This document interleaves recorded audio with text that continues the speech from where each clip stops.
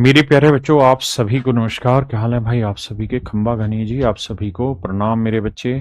वर्षा, मधु चौधरी, छोटू, सुशील कुमार, चंदन, Creta, कराते, श्वेता।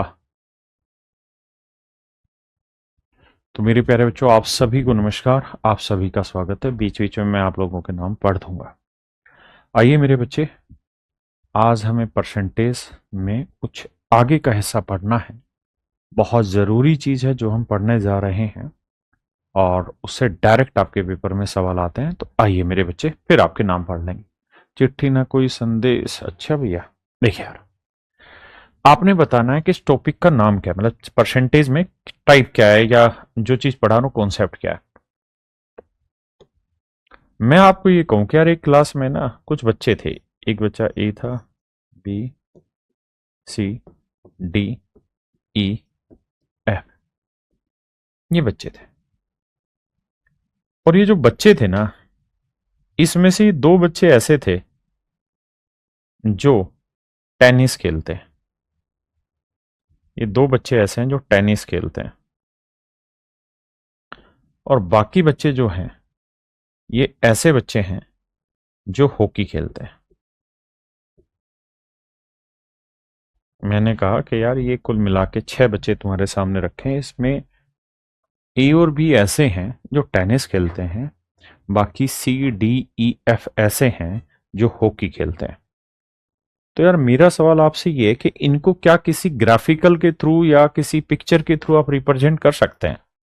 तो आप कहेंगे देखिए सर, एक तरीका है। आप कह रहे हैं तो बता देते हैं आपको। जैसे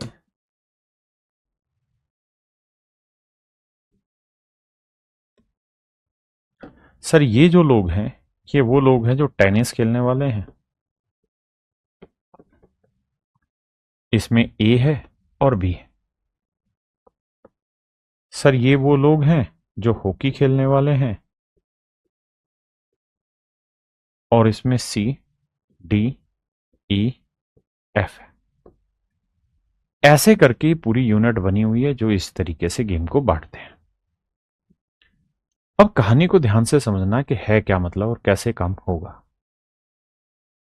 भाई, हमारे पास यहां तक की इंफॉर्मेशन मैंने दी, और यहां तक की इंफॉर्मेशन आपने बिल्कुल ठीक तरीके से रिप्रेजेंट करके दे दी। चैप्टर का ना, टॉपिक का नाम बताना क्या है थोड़ी देर बाद। लेकिन मान लो अब कोई बड़ा टीचर आ गया और उसने कहा कि यार, जी, एच, ये दो ढक्कन ऐसे आ गए जिन्होंने पूरा संविधान बदल दिया, नियम बदल दिए। ये ऐसे थे जो टेनिस भी खेल रहे थे और हॉकी भी खेल रहे थे। ये दो ऐसे बच्चे, मेरे बच्चे, जो टेनिस भी खेल रहे थे, हॉकी भी खेल रहे थे।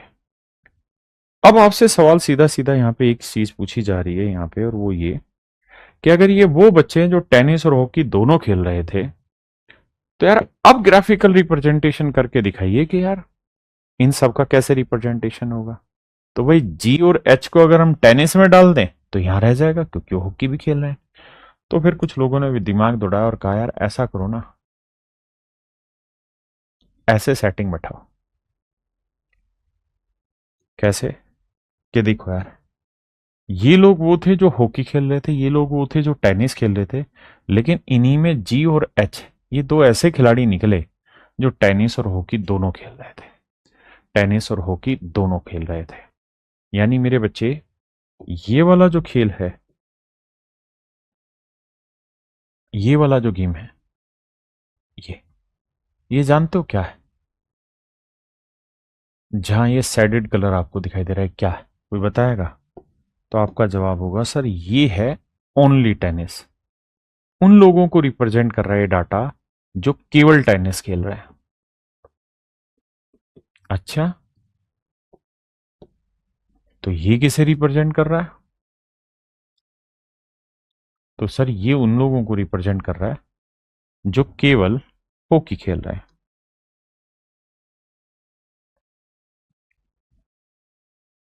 काहे नाराज हो गए भाई? ओनली हॉकी खेलने वाले, these are the people that place only hockey. ये हॉकी खेलने वाले हैं। तो सर फिर ये वाले कौन हैं?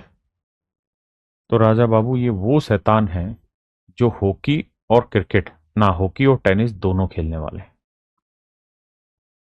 तो ये वो लोग हैं मेरे बच्चे जो टेनिस प्लस हॉकी दोनों खेलते हैं।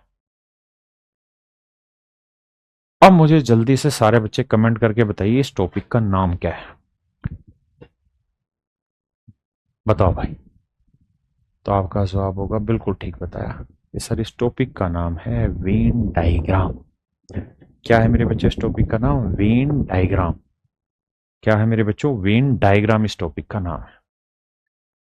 तो अब हम जो पढ़ने जा रहे हैं वो वेन डायग्राम ही पढ़ने जा रहे हैं। ठीक है जी, वेन डायग्राम हम पढ़ने। आप किसी भी सब्जेक्ट की बात कर लें, किसी भी टॉपिक की बात कर लें, पेपर में सवाल इससे पूछे जाते हैं। ठीक है जी, वेन डायग्राम। कहानी क्या है समझते हैं।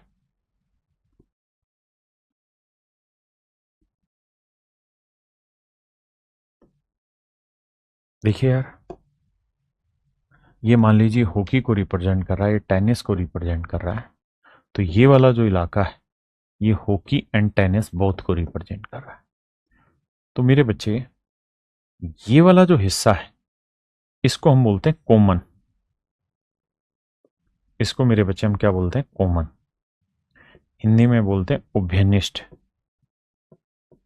हिंदी में क्या बोलते हैं? उभयनिष्ठ। और मेरे बच्चे इसे वेन डायग्राम की भाषा में बोला जाता है इंटरसेक्शन। और इसका जो साइन होता है वो उल्टा यू होता है। वो क्या रहता है मेरे बच्चे? उल्टा यू रहता है। और इसको रिप्रेजेंट करने का तरीका ये रहता है कि सर हॉकी इंटरसेक्शन टेनिस। इसका मतलब है ये उल्टा यू का कि भाई हॉकी और टेनिस दोनों में कॉमन जो चीज है उसे हम इंटरसेक्शन से रिप्रेजेंट कर रहे हैं। मेरे बच्चे उसे हम किससे रिप्रेजेंट कर रहे हैं? इंटरसेक्शन से। मेरे दोस्तों, ये वाली चीज ओनली हॉकी कहलाएगी, ये वाली चीज ओनली टेनिस कहलाएगी। और मेरे बच्चों अगर हम इन सब गोलों को भर दें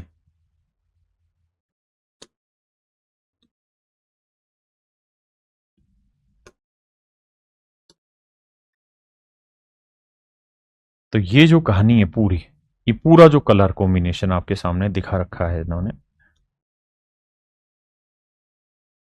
ये जो कलर कॉम्बिनेशन आप देख रहे हैं यहां से लेके यहां तक का,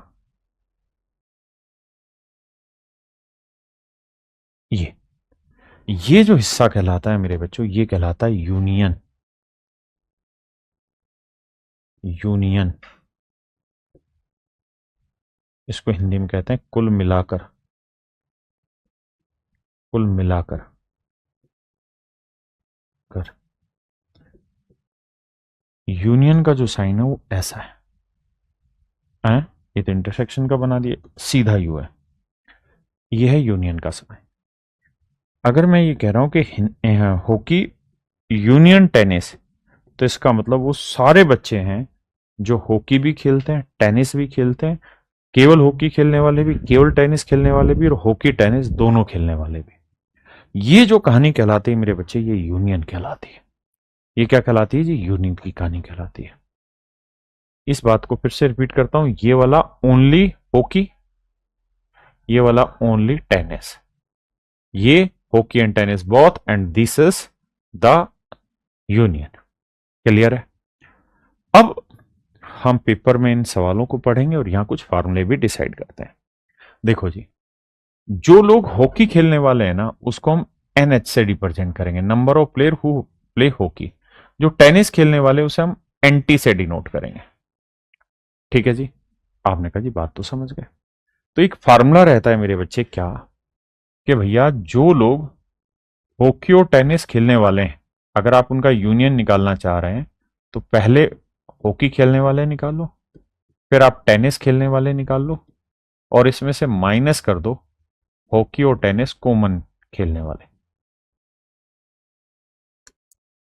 हॉकी और टेनिस दोनों खेलने वाले लोग। ठीक है जी, हॉकी और टेनिस दोनों खेलने वाले लोग इसमें से माइनस कर दो। ऐसा क्यों होता है, एक सवाल के थ्रू आते हैं। जैसे पहला सवाल है, हम सवाल के थ्रू ज्यादा बेटर अंडरस्टैंडिंग कर पाएंगे और उसी की कोशिश करेंगे समझने की। आइए, तो कह रहा है in an examination 65% of the students pass in mathematics. 65% बच्चे ऐसे जो गणित में पास हो गए,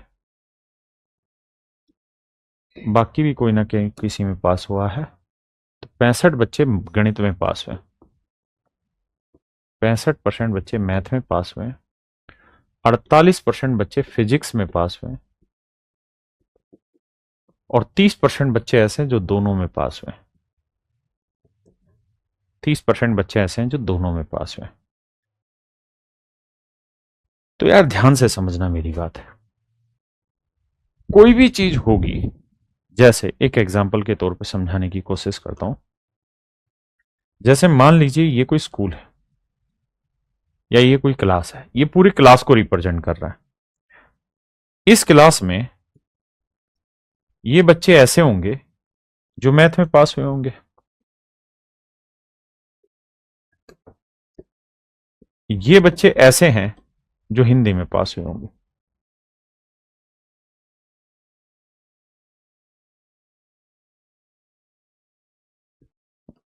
ये वो है मेरे बच्चे जो हिंदी में पास हुए हैं, और ये वो आंकड़ा है मेरे बच्चों जो हिंदी और मैथ दोनों में पास हुआ है। आपने कहा ठीक है। अब यहां से समझना, मैं कह रहा हूं कि यार मान लो 60% बच्चे ऐसे हैं जो मैथ में पास हुए हैं, ध्यान से सुना मेरी बात। 50% बच्चे ऐसे हैं जो हिंदी में पास हुए हैं, 50% बच्चे ऐसे हैं जो हिंदी में पास हुए हैं, 30% बच्चे ऐसे हैं जो हिंदी और मैथ दोनों में पास हुए हैं। तो यार मुझे वो बच्चे बताओ जो किसी में भी पास नहीं हुए। तो आप कहेंगे देखिए सर, आराम से बात को समझना, अगर टोटल 60% मैथ में पास हुए तो 30% ऐसे हैं जो दोनों में पास हुए, तो बाकी बचे 30% बच्चे वो होंगे जो केवल मैथ में पास हुए। यानी अगर आपसे सवाल में ये पूछा जाता कि ओनली मैथ में कितने पास हुए, केवल गणित में कितने पास हुए, तो आपका जवाब होता 30%। अगर आपसे सवाल में ये पूछा जाता कि ओनली हिंदी में कितने पास हुए, तो आपका जवाब होता कि भाई 50 में से 30 घटाएंगे तो 20%। 20% बच्चे ऐसे हैं जो केवल हिंदी में पास हुए। बोथ में पास होने वाले बच्चे कितने हैं, तो आप कहेंगे 30%।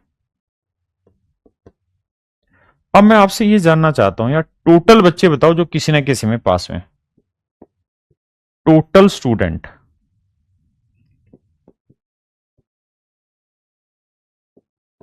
हु पास्ड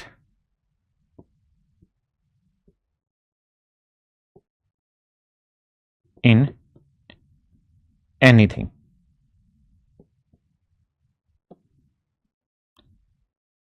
वो बच्चे बताओ जो किसी ना किसी में पास हुए, चाहे वो एक में पास हुए वो भी लेने, दो में पास हुए वो भी लेने हैं।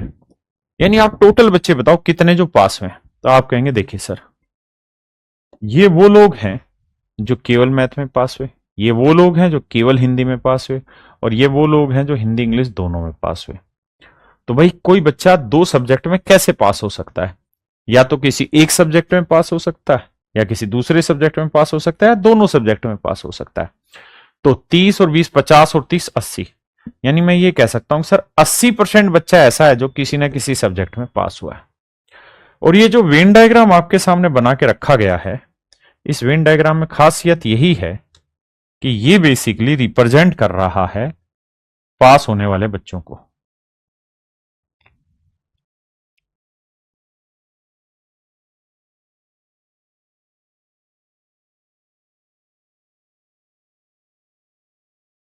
तो ये जो सर्कल है, ये पास वाले, इसमें केवल मैथ में पास होने वाले, केवल हिंदी में पास होने वाले और दोनों में पास होने वाले लिखे हुए।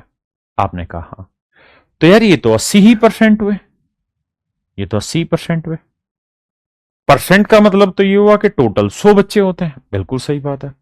अगर टोटल 100 बच्चे हैं तो राजा ये बताओ 100% में से 80% बच्चे ऐसे हैं जो किसी ना किसी सब्जेक्ट में पास हुए, तो बाकी 20% कौन बचे? ये 20% वो खिलाड़ी बच गए जो किसी भी सब्जेक्ट में पास नहीं हुए, जो किसी भी सब्जेक्ट में पास नहीं हुए। अगर आप कहें कि जी इनको ग्राफ में बताना कौन है ये, तो ध्यान से देखना, ये लोग हैं। ये जो पिंक कलर आपको दिखाई दे रहा है ना, ये वो बच्चे हैं जो दोनों में फेल हो गए हैं, जो ना मैथ में पास हो पाए ना इंग्लिश में पास हो पाए। मेरी बात समझ गए? आपने कहा ठीक है। अब इस सवाल को पेपर में हम कैसे करते हैं? मैंने फार्मूला भी बताया आपको कि भाई अगर हमें ये बताना है कि यार मैथ और इंग्लिश या मैथ और क्या नाम है, हिंदी, दोनों में कुल मिला के कितने पास हुए, तो इसका नियम है जो बच्चे मैथ में पास हुए उनका नाम लिखो, जो बच्चे हिंदी में पास हुए उनका नाम लिखो, और इसमें से वो बच्चे हटा दो जो मैथ और हिंदी दोनों में पास हुए। ऐसा क्यों? ऐसा इसलिए कि अगर मैं सीधा सीधा इनको जोड़ने लग जाऊं ना, अगर मैं सीधा सीधा इनको जोड़ने लग जाऊं मेरे भाई, ध्यान देना कि भाई 60 और 50 110 बच्चे, तो बच्चे ही 100% है, 110 हो जा रहा है। 60 और 50 110% हो जा रहा है, जबकि बच्चे ही तेरे 100% है तुम्हारे। फिर ये 110% क्यों हो रहा है? इसलिए क्योंकि सर अगर आप गौर फरमाएंगे तो आप जान पाएंगे इस बात को कि ये जो नंबर है ना, ये वाला जो नंबर है, ये नंबर बेसिकली इसमें भी जुड़ा गया, और यही वाला जो नंबर है ना, ये इसमें भी जोड़ा गया। यानी यही वाला डाटा जो कॉमन वाला आंकड़ा है, ये 2 बार जोड़ा गया। जब ये कॉमन वाला आंकड़ा 2 बार जोड़ा गया है तो इसको एक बार फालतू जोड़ा गया है, तो इसलिए वो एक बार फालतू वाला घटा रहे हैं। समझे? पूछे कि नहीं? तो देखो यार, मैथ में पास होने वाले 60% है, हिंदी में पास होने वाले 50 हैं, मैथ और हिंदी दोनों में 30 है। तो 60 और 50, 110 में से 30 गया मेरे बच्चे 80। यानी 80% बच्चा ऐसा है जो किसी न किसी सब्जेक्ट में पास हुआ है, तो 100 में से 80 हटाया, 20% बच्चा वो है जो किसी में पास नहीं हुआ। देखिए यार, आपके पास 2 तरीके होंगे हमेशा ही। पहला तरीका ये वाला होगा, और दूसरा तरीका होगा मेरे बच्चे वेन डायग्राम वाला। मैं हमेशा ही प्रीफरेंस दूंगा अपने वेन डायग्राम वाले मेथड को, क्योंकि मुझे ये मेथड ठीक लगता है। ये बहुत सारे सवालों के जवाब जल्दी दे पाएगा। ठीक है जी। अब आते हैं इस सवाल पर जो था। तो अगर मैं आपसे ये कहूं कि टोटल कितने बच्चे हैं जो दोनों में पास हुए, तो देखते हो डिटेल तरीका क्या कि भाई 65 में से 30 दोनों में, तो 35% ऐसे हैं जो केवल मैथ में पास हैं। 48 में से 30 दोनों में, तो केवल 18% बच्चे ऐसे हैं जो केवल फिजिक्स में पास हैं। तो हम ये कहेंगे यार ओनली मैथ में पास होने वाले, दैट आर 35%।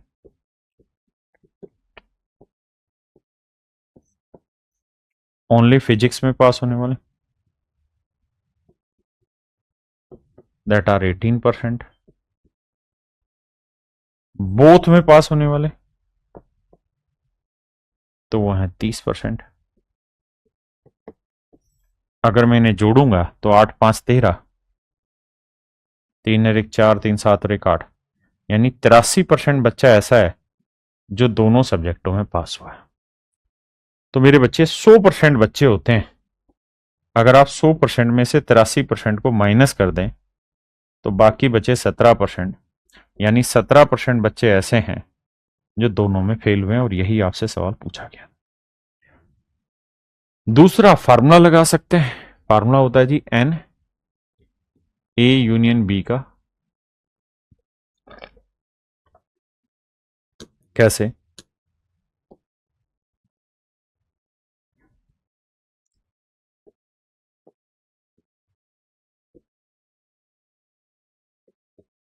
तो मैथ में पास होने वाले, फिजिक्स में पास होने वाले, और मैथ और फिजिक्स दोनों में कॉमन पास होने वाला। तो भैया मैथ में पास होने वाले बच्चों की संख्या है 35, फिजिक्स में पास होने वाले बच्चों की संख्या, सॉरी, मैथ में पास होने वालों की संख्या थी 65, फिजिक्स में पास होने वालों की संख्या थी 48, और दोनों में पास होने वालों की संख्या थी 30। तो सोल्व करोगे तो एन मैथ यूनियन फिजिक्स, तो यह आया मेरे बच्चे 83%। यानी 83% लड़का ऐसा है जो दोनों सब्जेक्टों में पास हुआ है। तो बाकी 17% वो होगा जो दोनों में फेल हुआ। जी बता रहा हूं देवप्रकाश जी। दूसरी बात ध्यान से समझिए, यहां ये सब मूर्खों के तरीके, आपको ये नहीं करना।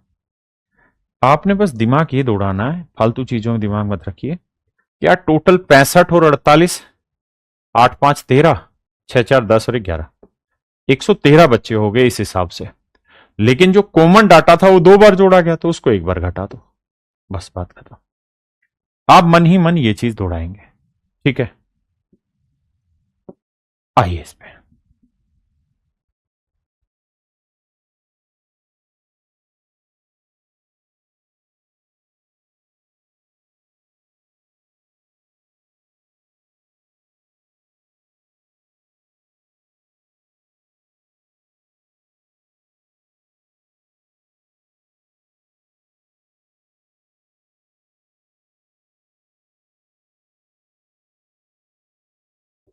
देखिए मेरे भाई, 65% मैथ में पास हुए हैं, 48% फिजिक्स में पास हुए हैं।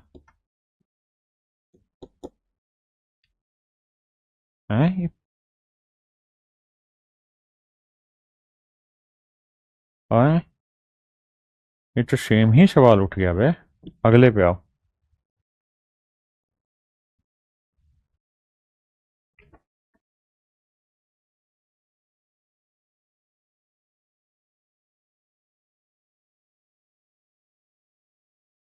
देखिए भैया, सवाल में कह रहे गांव में 60% परिवारों के पास गाय है। ये गांव है भैया। इसमें कह रहा है जी 60% लोग ऐसे हैं जिनके पास गाय है।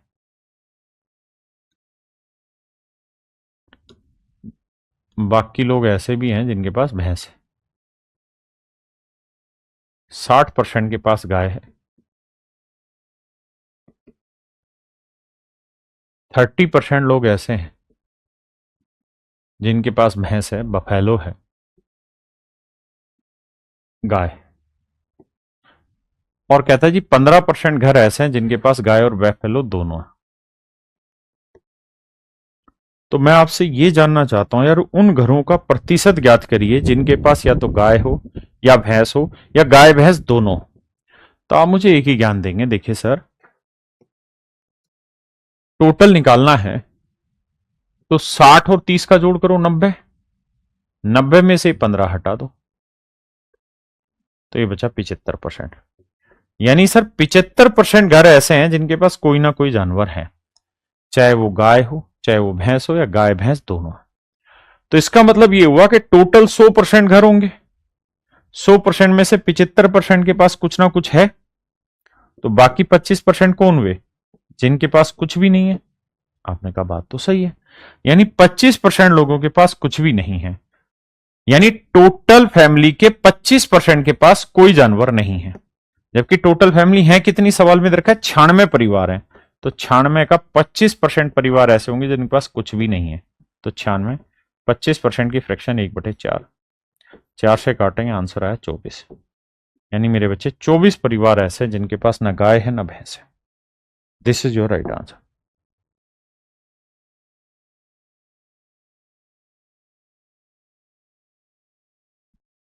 देखिए मेरे बच्चे, ध्यान से सवाल को समझिए। सवाल में कह रहा है यार, एक परीक्षा में 60% छात्र गणित में पास हुए,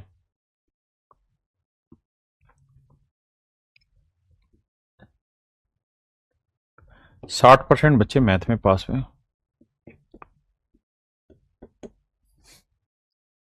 55% बच्चे इंग्लिश में पास हुए।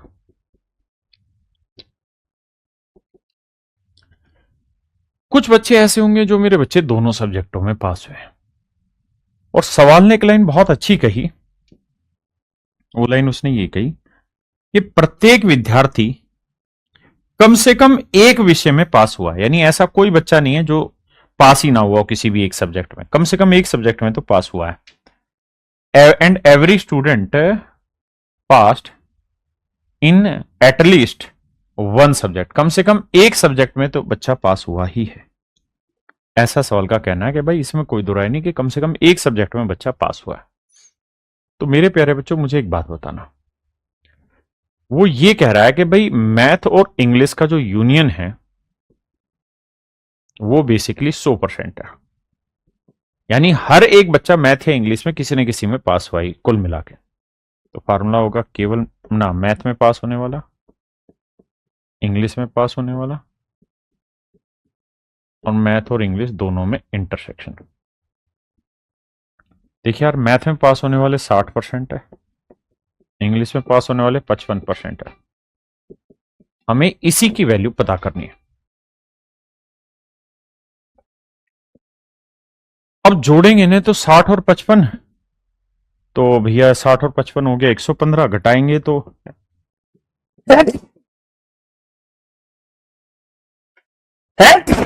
इसकी जो वैल्यू आएगी मेरे बच्चे वो आएगी 15%।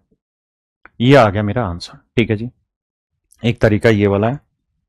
दूसरा तरीका ये है, जो समझदार बच्चे हैं वो इतना सब डिटेल नहीं करेंगे फार्मूला वार्मूला, वो सीधा एक चीज देखेंगे कि यार हर बच्चा ऐसा है जो किसी न किसी सब्जेक्ट में पास हुआ है, तो टोटल 60 और 55 115% हो गए। तो जबकि 100% बच्चे हैं, तो इसका मतलब बाकी जो 15% छात्र रहे होंगे वो ऐसे रहे होंगे जो 2 बार काउंट हो गए होंगे, जो इस वाले ग्रुप में भी काउंट हो गए और इस वाले ग्रुप में भी काउंट हो गए। तो वो 2 बार वाले जो काउंट हुए हैं वही 15% एक्सेस आ रहे हैं। तो मेरा आंसर हो जाएगा ऑप्शन सी।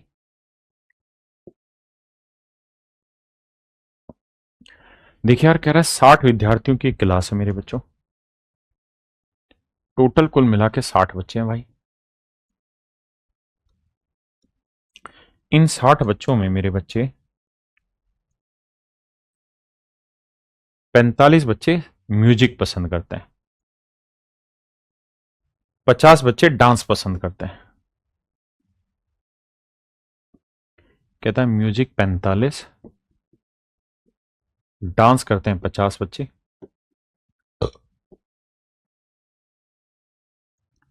और 5 विद्यार्थी ऐसे हैं जो कुछ भी पसंद नहीं करते। 5 विद्यार्थी ऐसे हैं जो कुछ भी पसंद नहीं करते।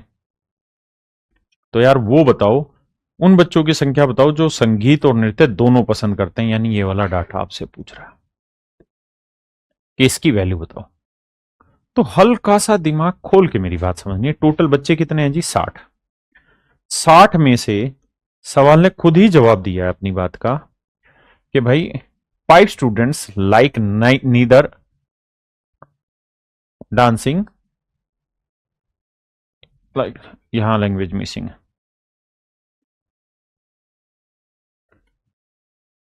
यहां चेंज करना भाई। 5 स्टूडेंट लाइक नीदर डांसिंग नोर म्यूजिक। अब ठीक लिखा गया। वो ये कह रहा है कि भाई 5 बच्चे ऐसे हैं जो ना तो म्यूजिक पसंद करते हैं ना ही नृत्य, है ना। भाई 5 विद्यार्थी कुछ भी पसंद नहीं करते, तो कुछ भी पसंद मतलब दो ही तो चीजें हैं, 10 चीजें थोड़ी ऑप्शन रखा है। तो इसका मतलब 5 विद्यार्थी कुछ भी पसंद नहीं करते, तो इसका मतलब है कि नीदर वो डांस पसंद करते ना ही वो म्यूजिक। अब बात को आगे समझते हैं। तो 60 में से 5 बच्चे तो हैं ही नहीं इस ग्रुप में, तो बचे 55। यानी हम ये कह सकते हैं कि 55 ही लोग ऐसे हैं जो म्यूजिक और डांस पसंद करते हैं। तो अगर मैं फार्मूले से कराऊंगा तो ऐसे करूंगा कि देखिए यार, म्यूजिक और डांस का union, music dance, music and dance में common, and this is the part that we have to calculate. ये वैल्यू है मेरे बच्चे 55। अब देखिए, म्यूजिक पसंद करने वाले 45 है, डांस पसंद करने वाले 50 है। इसकी वैल्यू हमें फाइंड आउट करनी। तो 50 और 45 कितने हो गए भाई? 95।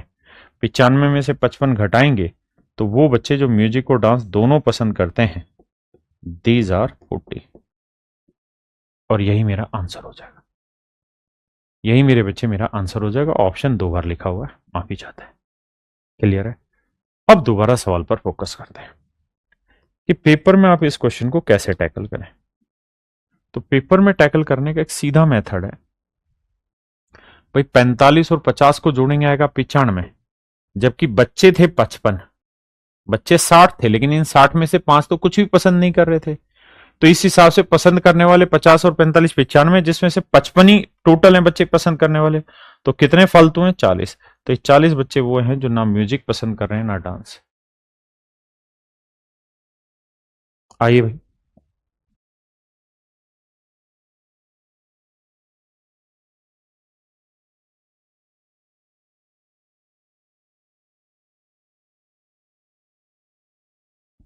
देखिए मेरे बच्चे, कह रहे हैं कि विद्यालय में 50% बच्चे क्रिकेट खेलते हैं, 40% बच्चे फुटबॉल खेलते हैं। 50% बच्चे क्रिकेट खेलते हैं, 40% बच्चे फुटबॉल खेलते हैं।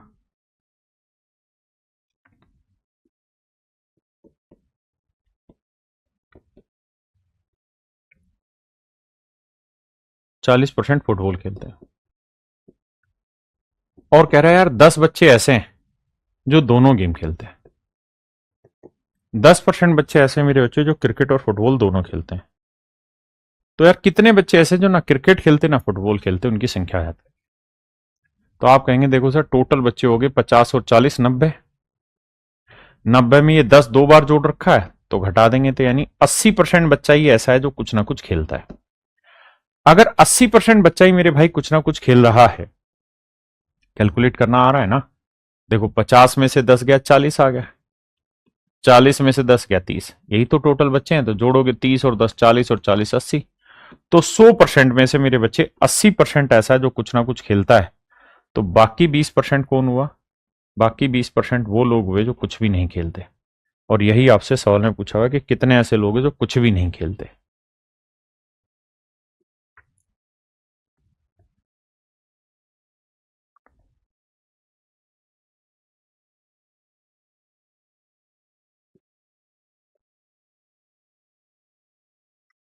The number of people who speak Hindi और तमिल। और का मतलब दोनों।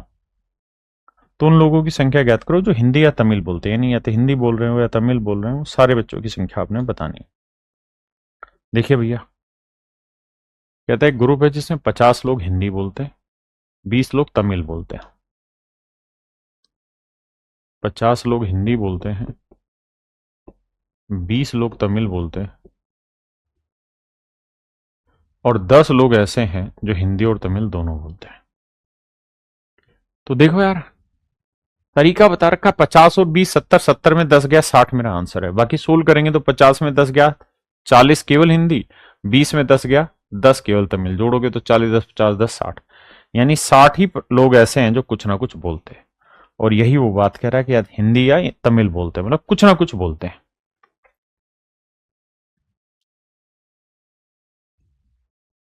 आइए भाई, सेकंड क्वेश्चन रह गया था।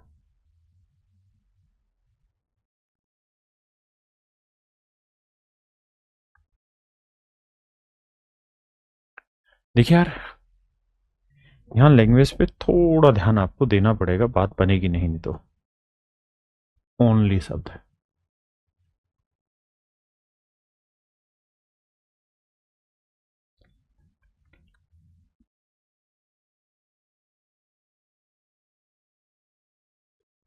देखिए जी,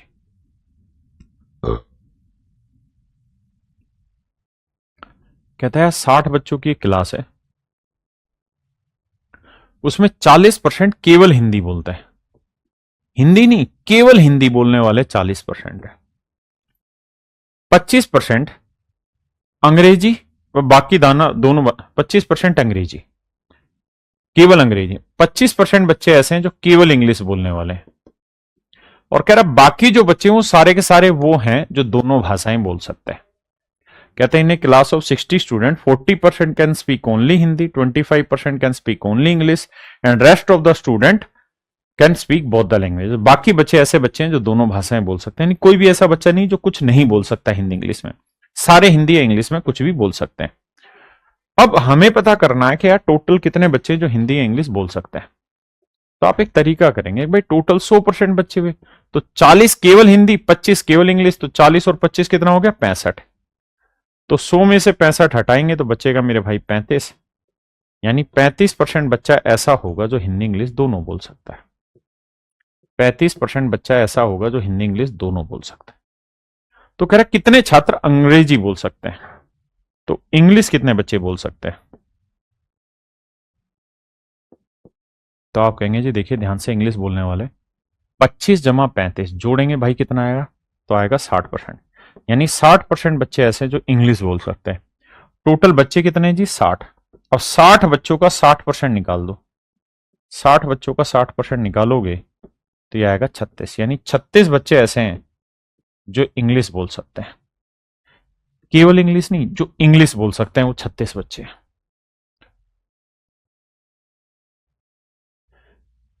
देखिए मेरे दोस्त, सवाल में कह रहा है एक परीक्षा में 67% छात्र गणित में पास हुए, 53% छात्र अंग्रेजी में पास हुए।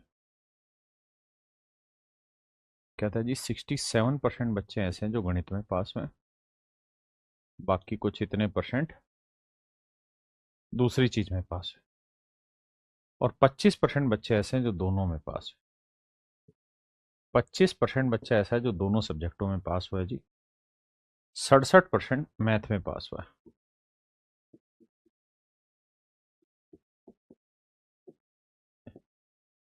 53% इंग्लिश में पास हुआ,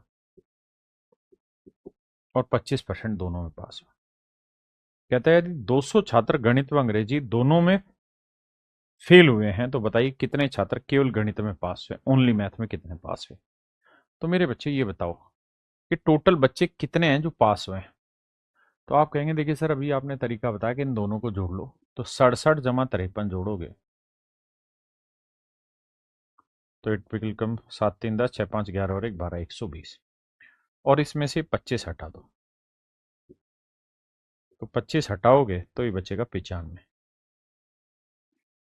यानी 95% बच्चे ऐसे हैं जो किसी ना किसी सब्जेक्ट में पास हुए। 95% मेरे बच्चे बच्चे ऐसे हैं जो किसी न किसी सब्जेक्ट में पास हुए। हाँ जी, 95% बच्चे ऐसे जो किसी न किसी सब्जेक्ट में पास हुए। भाई 67 एक में पास हुए, 53 एक में, तो 67 53 जोड़ा 120। 25 ऐसे थे जो 2 बार काउंट हो गए, वो घटा दिया तो आया 95%। यानी मैं ये कह सकता हूँ कि सर 95% बच्चे किसी न किसी सब्जेक्ट में पास हुए, तो टोटल 100% बच्चे हैं, उसमें से 95% किसी न किसी सब्जेक्ट में पास हुए, तो बाकी 5% कौन है। सर बाकी 5% वो लोग हैं जो किसी में भी पास नहीं हुए। तो किसी में भी पास नहीं हुए, तो ये जो 5% है ये रिप्रेजेंट कर रहा है 200 बच्चों को। तो 1% की वैल्यू, तो आप कहेंगे बटे 5। अब कह रहा है यार उन बच्चों की संख्या बताइए जो केवल मैथ में पास हुए। Then how many students passed in only maths. तो बताइए कितने छात्र केवल गणित में पास हुए, कितने ऐसे बच्चे हैं जो केवल गणित में पास हुए, मेरे बच्चे बताइए। तो जानते हैं, आप कहेंगे जी 67% मैथ में पास हुए, उसमें से 25 तो ऐसे हैं जो दोनों में पास हुए, तो 67 में से 25 हटा देंगे तो 7 में 5 गया 2 और 6 में 2 गया 4, तो ये 42% लोग वो होंगे जो केवल गणित में पास हुए। हाँ जी, तो 42% वो लोग हैं जो गणित में पास हुए, तो 42% की वैल्यू क्या होगी।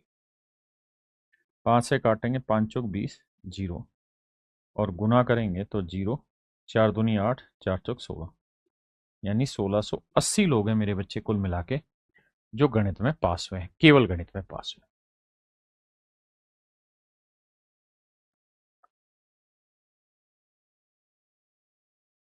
करिए मेरे भाई, सेम ही सवाल है, लगाइए दिमाग।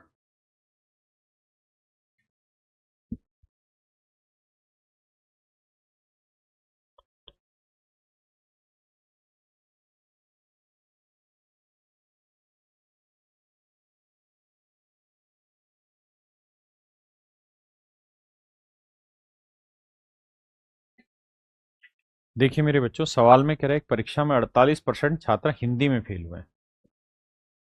ये है जी हिंदी, ये कोई दूसरा सब्जेक्ट है। कहता है 48% बच्चे ऐसे हैं जो हिंदी में फेल हुए हैं, 32% छात्र हिस्ट्री में फेल हुए हैं, 32% बच्चे हिस्ट्री में फेल हुए हैं, और 20% बच्चे ऐसे हैं जो दोनों में फेल हुए हैं। 20% बच्चे ऐसे हैं जो दोनों में फेल हुए हैं। यदि वो छात्र जो दोनों विषयों में पास हुए हैं कि उनकी संख्या 880 है, तो कुल छात्रों की संख्या ज्ञात करो। देखिए मेरे बच्चे, मैं आपसे जानना चाहता हूं कि टोटल फेल कितने हुए हैं। तो 48 जमा 32 जोड़ोगे आएगा 80%, और इसमें 20% ऐसे हैं जो 2 बार काउंट हो चुके हैं। क्यों? क्योंकि ये 20 इधर भी हो गए और इधर भी हो गए, तो 80 में से 20 गया 60%। यानी हम ये कह सकते हैं कि सर 60% बच्चे ऐसे हैं जो किसी ना किसी सब्जेक्ट में फेल हुए हैं। 60% बच्चे ऐसे हैं मेरे बच्चे जो किसी ना किसी सब्जेक्ट में फेल हुए हैं। तो बाकी कितने रह गए भाई? तो 100 में से अगर 60 हटा दें तो बाकी बचे 40%। ये वो बच्चे होंगे जो दोनों सब्जेक्टों में पास हुए, क्योंकि 60% बच्चा अगर किसी न किसी में फेल हुआ है तो बाकी बचा 40% वो दोनों में पास हुआ होगा।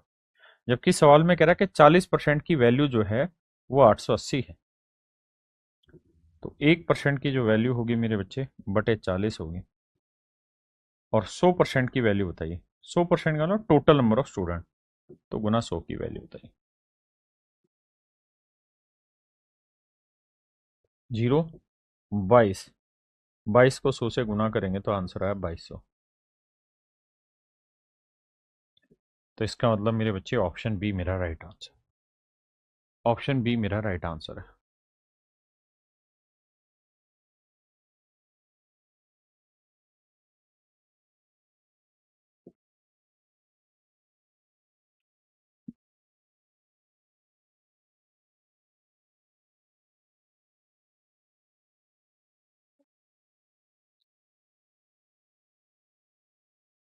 देखिए मेरे बच्चे, सवाल ने कहा in an examination 600 student appeared.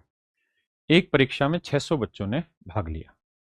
35% छात्र फिजिक्स में फेल हुए, 45% छात्र विज्ञान में फेल हुए और 20% छात्र दोनों विषयों में फेल हुए।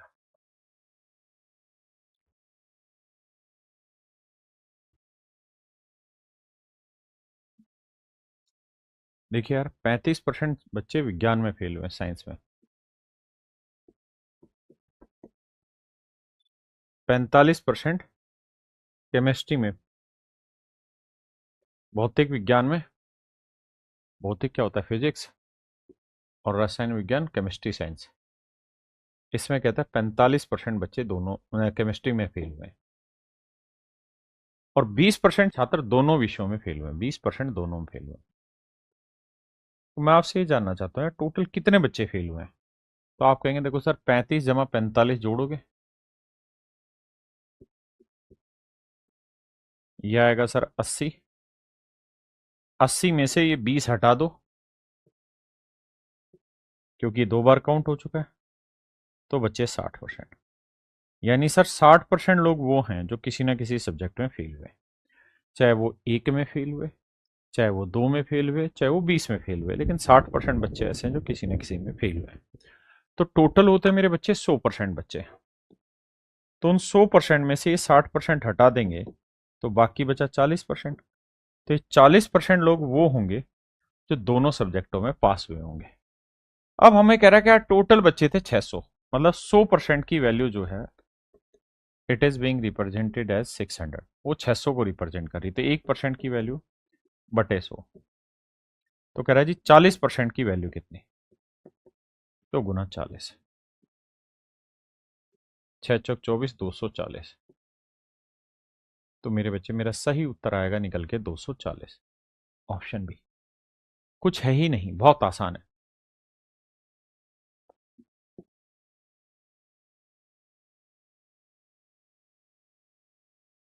इस सवाल को करते वक्त दो चीजों पे विशेष ध्यान देना। यहां पास है, यहां पास है, लेकिन यहां फेल है। यहां पास है, यहां पे भी पास था, लेकिन यहां फेल है, अनुत्तीर्ण। अब सवाल को ठीक नजर से पढ़ेंगे तो सवाल करने में मजा आएगा।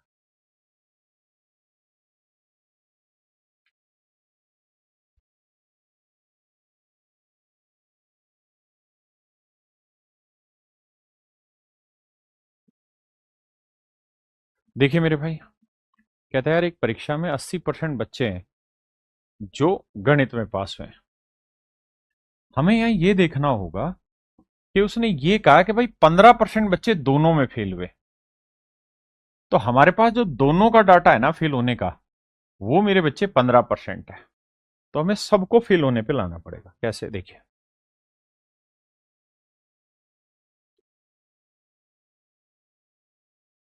हमें ऐसे लाना पड़ेगा कि गणित में 80% पास हुए हैं तो 20% फेल हुए होंगे। रीजनिंग में 65% पास हुए हैं तो 35% फेल हुए होंगे। हमें दोनों में कह रहा है कि जो फेल हुए हैं 15% है। इस बात को ध्यान से समझना। इससे पहले के सवालों में अलग अलग में पास वाला रहता था और कॉमन वाले में भी पास वाला रहता था। इस बार क्या हुआ कि फिजिक्स ना मैथ और रीजनिंग में तो पास वाले हैं, लेकिन यहां फेल वाले, तो सब में फेल वाले कर लो कि भाई मैथ में अगर 80% पास हुए तो 20% फेल हुए होंगे। रीजनिंग में अगर 65% बच्चे पास हो गए तो बाकी जो 35% है वो फेल हुए होंगे। तो टोटल बच्चे तो आप कहेंगे 20 और 35 55, माइनस कर दो 15, तो बचा 40%। यानी सर हम ये कह सकते हैं कि 40% बच्चे ऐसे हैं जो किसी ना किसी सब्जेक्ट में फेल हुए हैं, चाहे वो एक में हुए हो, दो में हुए हो, लेकिन 40% बच्चे किसी ना किसी में फेल हैं। तो टोटल 100% बच्चा होता है, उसमें से 40% हटा देंगे तो बचा कितना जी? 60%। यानी मेरे दोस्तों 60% बच्चा ऐसा है, 60% बच्चा मेरे भाइयों ऐसा है जो दोनों सब्जेक्टों में पास हुआ होगा, जो दोनों सब्जेक्टों में पास हुआ। तो हमसे सवाल में ये पूछ रहा है, पूछ क्या रहा है उस पर चर्चा कर लेते हैं। तो हमसे कह रहा है 150 स्टूडेंट, 150 बच्चे ऐसे हैं जो दोनों ना जो केवल मैथ में पास हुए हैं। Then find how many student fail only in reasoning. तो भाई उन बच्चों की संख्या बताओ जो केवल रीजनिंग में फेल हुए हैं। उन बच्चों की संख्या बताइए जो रीजनिंग में फेल हुए हैं। देखो जी बताते हैं। आप मुझे ये बताना, रीजनिंग में फेल कितने हुए जी? 35%। उसमें से 15 तो ऐसे हैं जो दोनों में, तो केवल रीजनिंग में फेल होने वाले कितने बचे? 20। 35 में से 15 हटाया 20। तो अगर आपसे सवाल में ये पूछा गया है कि भाई ओनली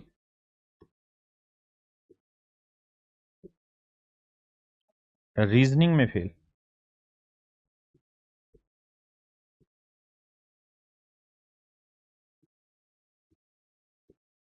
ओनली रीजनिंग में फेल होने वाले, केवल रीजनिंग में फेल होने वाले बच्चों की संख्या ज्ञात करिए, तो आपका जवाब होगा जी 20%। कितने होंगे मेरे बच्चे? 20%। आपने कहा हाँ पाठ ठीक है सर। अब सवाल ने कहा था 150 छात्र ऐसे हैं जो गणित में पास हुए, तो ओनली मैथ में पास होने वाले कितने हैं? ओनली मैथ में पास। तो आप कहेंगे देखिए सर, मैथ में जो पास होने वाले बच्चे हैं वो हैं 80%। सवाल ने पहली लाइन में कहा कि भाई 80% बच्चे ऐसे हैं जो मैथ में पास हुए हैं। इस 80 में से 60% बच्चे ऐसे हैं जो मैथ और रीजनिंग दोनों में पास हुए हैं। बिल्कुल ठीक है। 60% बच्चे ऐसे हैं जो दोनों में पास हुए हैं। तो केवल मैथ में कितने पास हुए जी? 20%। तो केवल मैथ में मेरे भाई 20% पास हुए।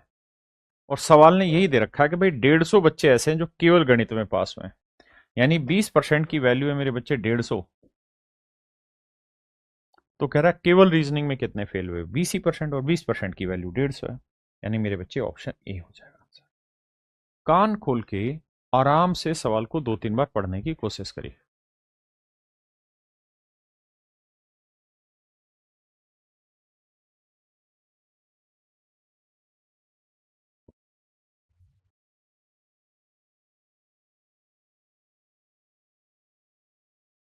देखिए मेरे भाई सवाल में कह रहा है एक परीक्षा में 40% छात्र गणित में फेल हुए।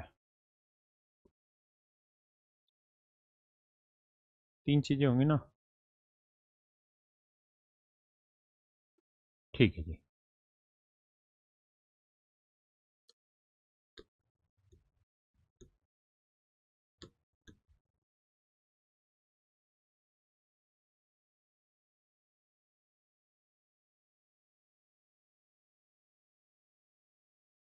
आइए मेरे बच्चे, सवाल में क्या कह रहा है उस बात पर चर्चा करते हैं। सवाल में मेरे बच्चे कह रहे हैं एक परीक्षा में 40% बच्चे मैथ में फेल हुए हैं।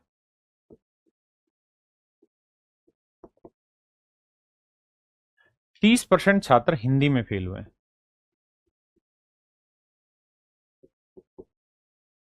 50% बच्चे इंग्लिश में फेल हुए हैं।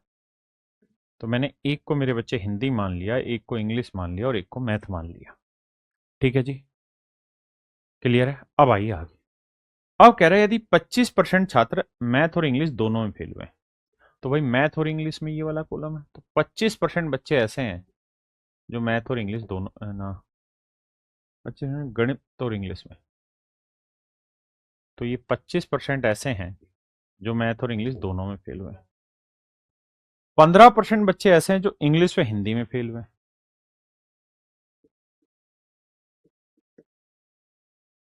और 22% बच्चे ऐसे हैं जो हिंदी और मैथ में फेल हुए हैं।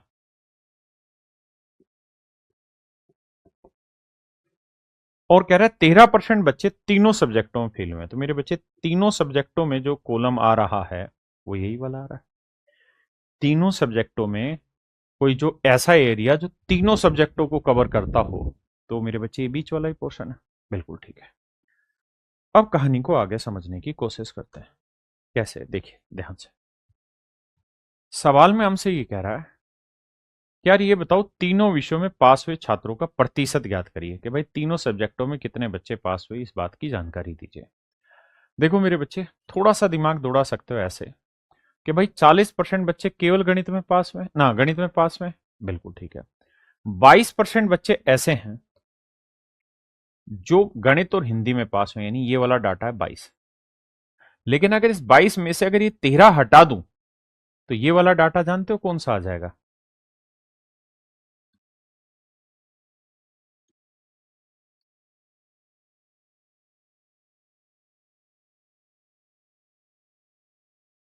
अब एक एक चीज को लिखवाता हूं ताकि सारी बातों की पहचान हो पाए। अगर मेरे बच्चों इस सवाल में ये पूछा जाए ना, only fail in Hindi and intersection English, कि भाई या हिंदी और मैथ में, कि हिंदी और मैथ में कुल मिला के कितने फेल हुए हैं केवल हिंदी और मैथ में, तो आपका जवाब ये होना चाहिए कि देखिए सर, ये वाला जो आंकड़ा है ये हिंदी और मैथ दोनों का है। इसमें से 13 ऐसे हैं जो इंग्लिश में भी फेल हो रखे हैं, तो ये 13 हटा देंगे तो ये वाला जो डाटा आएगा ना, ये वो आंकड़ा बचेगा जो केवल हिंदी, मैथ और हिंदी में फेल है। तो अगर मैथ और हिंदी में पूछा जाएगा तो आपका जवाब होगा 22 माइनस 13, यानी 9% बच्चे ऐसे हैं जो केवल मैथ और हिंदी में फेल हुए। अगर मैं यही सेम सवाल आपसे पूछूं मैथ और इंग्लिश में, कि केवल मैथ और इंग्लिश में कितने फेल हुए, तो आप वही ज्ञान मुझे देंगे कि देखिए सर, मैथ और इंग्लिश में कुल मिला के 25% बच्चे फेल हुए हैं, लेकिन इसमें से 13% तो वो हैं जो तीनों में फेल हुए हैं। तो अगर मैं ये निकालना चाहता हूं कि केवल मैथ और इंग्लिश में, तो यही वाला आंकड़ा बचा। तो 25 में से 13 गया मेरे बच्चे 12%। तो केवल मैथ और इंग्लिश में फेल होने वाले हैं 12%, इसमें है 9%। ऐसे अगर मैं पूछूं कि हिंदी और इंग्लिश में कितने, तो 15 में 13 गया मेरे बच्चे 2%। क्या मेरे बच्चे आप मेरी बात समझ पाए? तो आपका जवाब है हाँ सर, बात समझ गए। अब आगे आते हैं। अब मेरे बच्चों मेरी कहानी को आगे समझ, ये पूरा जो कॉलम है ये है 50%। ये पूरा जो कॉलम है मेरे बच्चे कितना है? 50%। तो 12 और 13 25, 25 और 2 27, तो 50 में से 27 घटाएंगे तो ये वाली वैल्यू क्या आई? 23%। बिल्कुल ठीक है। ये पूरा कॉलम है मेरे बच्चे 40, तो 12 और 13 25, 25 और 9 34, तो ये पूरा 40 है और ये हो गया 34, तो ये कितना है? 6%। ये पूरा है 30, ये है 9 और 13 22, 22 और 2 24, तो 30 में से 24 घटाएंगे तो यह आया 6%। एक बार मेरे बच्चे इन बातों को समझो, फिर आगे बढ़ेंगे।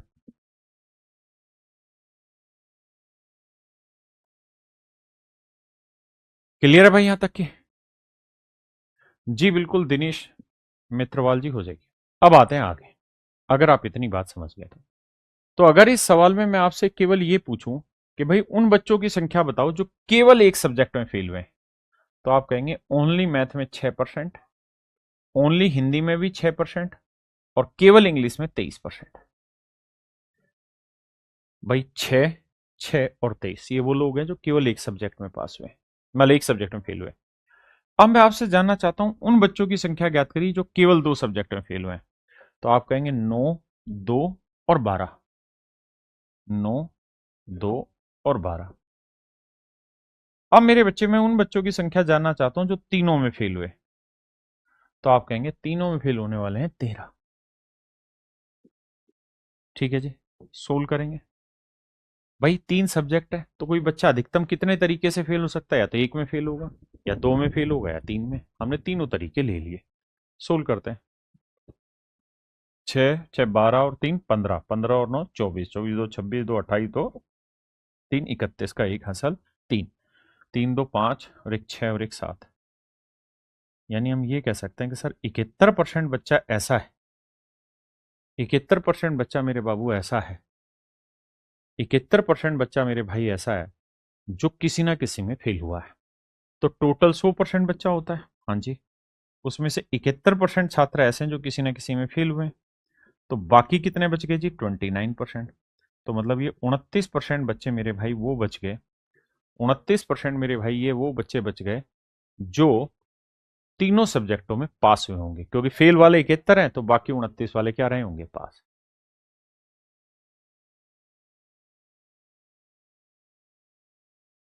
शकील भाई, अभी जो है वो बिल्कुल नया लेटेस्ट एडिशन है। तो मेरे बच्चे 29 मेरा आंसर आएगा। बहुत सारे बच्चे ये सोच रहे होंगे कि सर इसमें बहुत समय लगेगा। बिल्कुल भी समय नहीं लगेगा, मुझे समझाना था इसलिए टाइम लग रहा है। लेकिन अगर आप इसे फार्मूले से करना चाहते हैं कि मान लीजिए तीन चीजें और आप तीनों का यूनियन निकालना चाहते हैं, A union B union C, तो उसका तरीका है A plus B plus C minus N A intersection B minus N B intersection C minus N C intersection A, और plus N A intersection B intersection C. ये रहता है मेरे बच्चे कंबाइंड फार्मूला।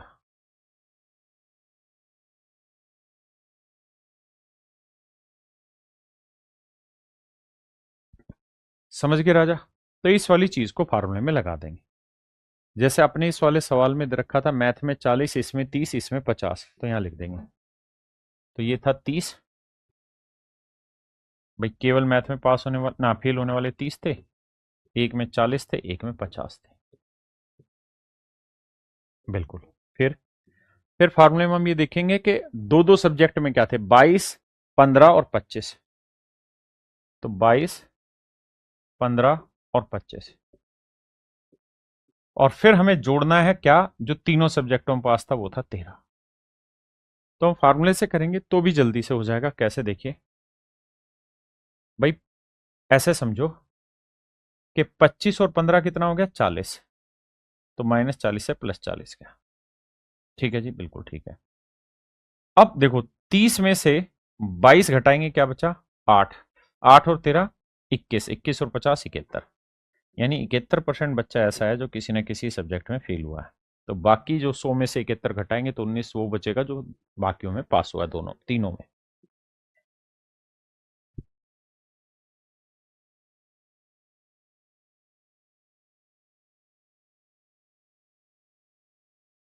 देखिए भाई, मेरे बच्चे सवाल में कह रहा है in an examination 20% of the student fail in math.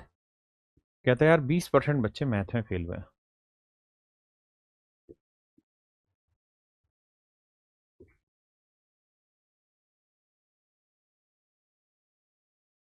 20% बच्चे मेरे भाई मैथ में फेल हुए हैं।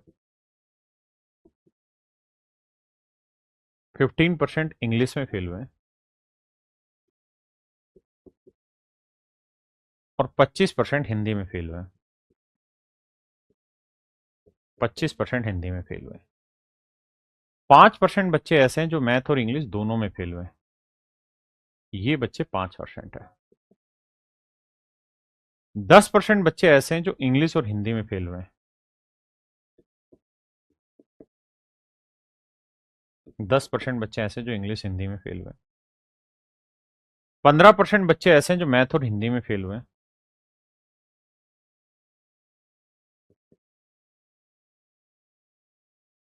और 2% बच्चे ऐसे हैं जो तीनों सब्जेक्टों में फेल हुए। 2% बच्चे मेरे भाई ऐसे हैं जो तीनों सब्जेक्टों में फेल हुए। Failed in all the three subject, math, English and Hindi. Then find the percentage of student who passed in all three subject, जो तीनों सब्जेक्टों में पास हुआ। देखिए, आप सबको ये समझना होगा कि हमारे पेपर में दो ही मतलब उसके चीजों के वेन डायग्राम रहता है, तीन का नहीं रहता।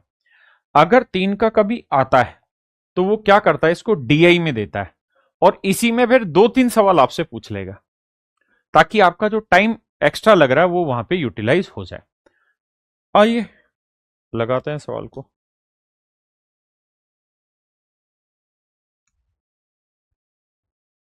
देखिए, मैं हमेशा ही वेन डायग्राम करना पसंद करूंगा, क्योंकि मुझे वेन डायग्राम से चीजें ज्यादा क्रिस्टल दिखती हैं और ज्यादा आसानी से मैं कर पाता हूं। आपको फार्मूला भी बता रहा हूं। ये 5 है, ये 2 है, तो ये 3 आया। ये 15 है, ये 2 है, तो ये 13 आया। ये 10 है, ये 2 है, तो ये 8 आया। 8 2 10 और 13 23, 25 में 23 गया, 2 आया। 8 2 10 और 3 13, 15 में 13 गया, 2 आया। 13 2 15 और 3 18, 20 में से 18 गया, ये 2 आया। जोड़ेंगे तो देखो, 2 2 4 2 6। यानी ऐसे लोग जो केवल एक सब्जेक्ट में फेल हुए हैं, तो 2 2 2। अब वो लोगों की संख्या निकालो जो दो में फेल हुए, केवल दो में। 13 8 3। 13 8 3। अब उन लोगों की संख्या निकालो जो तीनों में फेल हुए हैं, दैट इज 2। तो जोड़ोगे मेरे बच्चे, तो 2 2 4 2 6 और 3 9, 9 8 17, 17 3 20 और 2 22 का 2, असल 2 2 और 1 3। यानी मेरे बच्चे 32% बच्चे ऐसे हैं जो किसी ना किसी सब्जेक्ट में फेल हुए हैं। तो टोटल 100% बच्चे थे जी, बिल्कुल। तो 100 में से 32 हटा देंगे तो बचा कितना मेरे बच्चों, 68%। तो यानी 68% लोग वो होंगे जो बाकियों में पास हुए हैं। और यही हमसे सवाल में पूछा हुआ है कि तीनों सब्जेक्ट में कितने बच्चे पास हुए, तो जवाब होगा 68%। क्या हो जाएगा मेरे बच्चे, 68%। अब मेरे बच्चों में इसी सवाल को फार्मूले से पढ़ा देता हूं। देखिए यार, यहीं ले लेते हैं फार्मूला।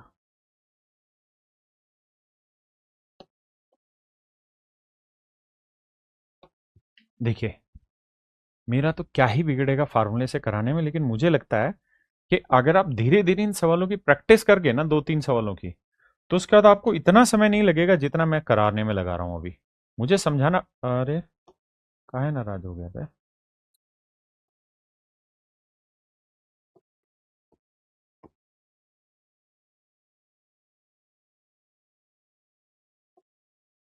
देखिए, बहुत आसान।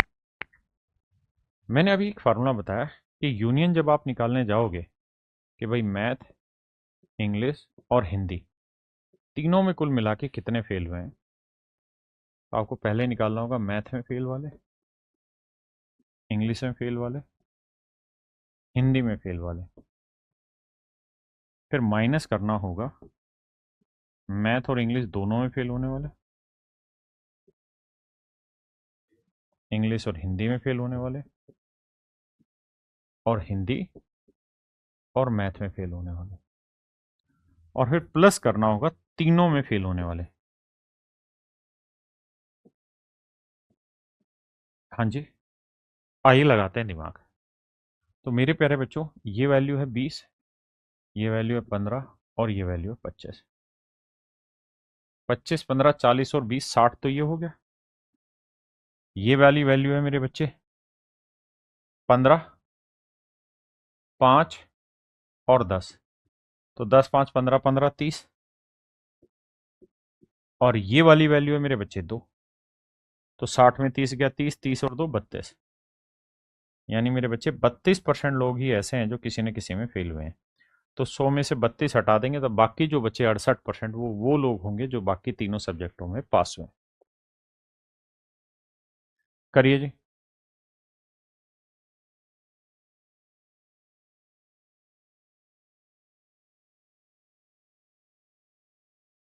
देखिए मेरे बच्चे, ये सवाल है जो थोड़ा सा अच्छी क्वालिटी का क्वेश्चन है। समझाता हूं।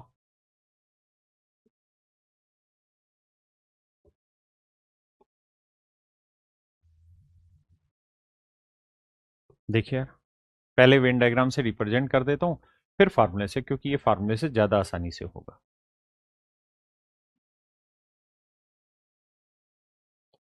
देखो मेरे भाई, कह रहा 53% बच्चे गणित में पास हुए हैं,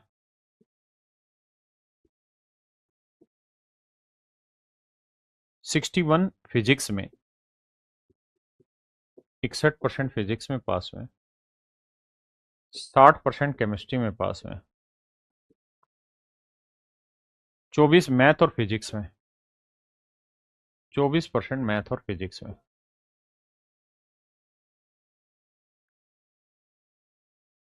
35% फिजिक्स और केमिस्ट्री में, 35% फिजिक्स और केमिस्ट्री में, 27% मैथ और केमिस्ट्री में,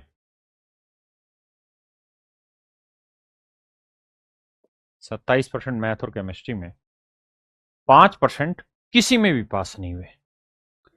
देखिए यार, इस शब्द को बहुत गहराई से समझना। एंड 5% इन नन, कि भाई 5% पास ही नहीं हुए, 5% किसी भी विषय में पास नहीं हुए, 5% किसी भी विषय में पास नहीं हुए। यानी सच बात यह है कि आपके पास ये वाला डाटा मिसिंग है और यही आपको फाइंड आउट भी करना है ना। इसके आधार पर ही बाकी चीजें कैलकुलेट करेंगे। अब आप ये बात जानते हैं कि फार्मूला होता है कि भाई 3 सब्जेक्ट है, मैथ फिजिक्स और केमिस्ट्री, तो M union P union C बराबर होगा NM NP NC. Math intersection physics, math comma chemistry, math physics intersection chemistry, और लास्ट वाला प्लस वो बच्चे जो मैथ फिजिक्स केमिस्ट्री तीनों में। तो ये मेरे बच्चे मेरा सवाल। अब सवाल में कह रहा है कि यार 5% बच्चे किसी भी सब्जेक्ट में पास नहीं हुए। तो मेरे भाई इस बात का मतलब ये कि 5% बच्चे ऐसे हैं जो किसी भी सब्जेक्ट में पास नहीं हुए, मतलब सब में फेल हो गए। तो यानी टोटल 100% बच्चे हैं और 100% में से 5% किसी में भी पास नहीं हुए। तो इसका मतलब बाकी 95% बच्चे वो हैं जो पास हुए होंगे किसी न किसी में। आपने कहा हाँ। तो यानी तीनों सब्जेक्टों में कुल मिला के जो पास हुए हैं वो 95% बच्चे हैं, चाहे वो एक सब्जेक्ट में हुए हो, चाहे 2 में या 3 में, लेकिन टोटल पास होने वाले 95 हैं, क्योंकि 5% किसी में भी पास नहीं हुए। अब आइए, मैथ में पास होने वाले कितने जी? 53। फिजिक्स में पास होने वाले 61, केमिस्ट्री में पास होने वाले 60, मैथ और फिजिक्स में पास होने वाले 24, मैथ और केमिस्ट्री में पास होने वाले 27, फिजिक्स और केमिस्ट्री में पास होने वाले 35, और तीनों में पास होने वाले हमें पता नहीं है, तो थोड़ी देर के लिए इसे समझाने के लिए मैं एक्स बोल देता हूं। तो ये डाटा है मेरे बच्चे एक्स। हाँ जी। अब सोल्व करते हैं यार, निपटाते हैं कहानी को। कैसे निपटेगा देखिए ध्यान से। प्लस प्लस वाले जोड़ लो, माइनस माइनस वाले जोड़ लो, कैसे भी कर लो सेटिंग। देखो, 35 और 27 को जोड़ेंगे कितना आएगा जी? 62। और ये है 60, यानी -2 बचा। तो -2 और 24 -26। तो -26 है, और 53 में से 26 घटाएंगे तो आएगा 27। तो 27 ये आ गया, और 61 ये, तो 7 और 1 8, 6 2 8, 88 आ गया। 88 उधर ले जाके माइनस करेंगे तो x की जो वैल्यू आएगी वो आएगी 7। x की जो वैल्यू आएगी वो कैलकुलेट करने के बाद आएगी मेरे बच्चे 7। x की जो वैल्यू आई मेरे बच्चे कितनी आ गई? 7। तो ये जो डाटा है ये मेरे बच्चे है 7%। अब आते हैं आगे, हमसे पूछा क्या है। अब हमसे सवाल में ये पूछा है कि भाई उन बच्चों की कैलकुलेशन करके बताइए